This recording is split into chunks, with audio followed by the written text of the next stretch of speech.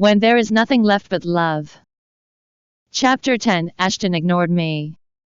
Ashton, who was watching the entire debacle, strode in slowly. Thereafter, he glanced at Rebecca and asked, "Why are you still awake?" Rebecca acted like she was pleasantly surprised at his arrival. Pouting daintily, she tugged him so that he would sit by the side of her bed before she wrapped her arms around him. "I slept too much during the day and I can't sleep now. Why are you here?" "To visit you." Ashton's gaze landed on me. Frowning, he immediately ordered, "Deal with that now." His voice was cold and devoid of concern. Rebecca put on a regretful expression while her arms were clasped around him. "I was too careless and I accidentally injured Scarlett." Ashton calmly stroked her long hair. It seemed like he wasn't going to reprimand her. My heart ached as if I had been forced to the edge of a cliff. Slowly, I dragged my feet out of the ward. I knew I would lose the bet, but I was hoping that Ashton would at least inquire if I was hurt.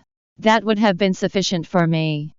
Alas, he didn't spare me a second glance. He didn't even seem to pity me.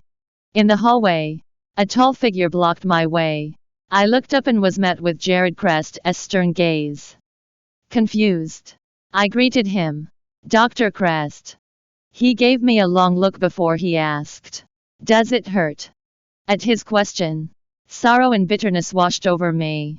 Tears began to stream down my cheeks and fall to the floor. I couldn't help but shudder as the cold wind blew across the hallway, intensifying the bleakness I felt inside me. Even an acquaintance would ask if I was hurt. How could he, the person who was married to me for 2 years, ignore me like a heartless prick? Joyread took my hand in his. I shrunk back subconsciously, but his grip simply tightened. "I am a doctor," Joyread said pointedly, leaving no room for argument. He was a doctor, so it was his responsibility to treat me. I knew that he wasn't a nosy person. He only wanted to treat my injuries because I was Ashton's wife. I followed Joyread into a room.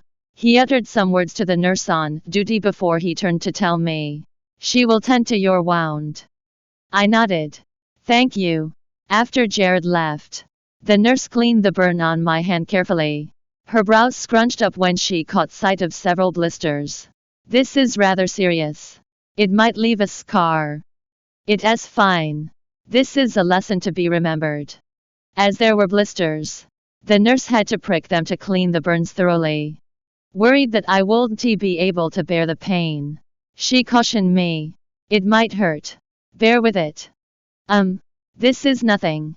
The pain tugging at my chest is more unbearable than this." Upon treating my wound, the nurse gave me some brief instructions before letting me go. I was on the way back to Rebecca's ward when I heard someone talking in the stairwell. I came to a stop out of curiosity. "George has already passed on. When will you divorce her?" It was Joyread's voice. "Her? You mean Scarlett?" Another familiar voice asked coolly. I immediately knew that it was Ashton. I inched closer to the stairwell and saw Ashton leaning against the railing with his hands in his pockets. Joyread was leaning on the wall, holding a half-lit cigarette in his hands. Tapping on the cigarette gently, Joyread stared at Ashton before he stated, "You know that she is innocent. She loves you." Ashton met his gaze icily.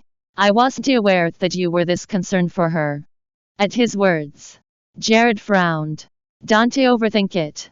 I was merely reminding you in hopes that you won't come to regret your decision in the future.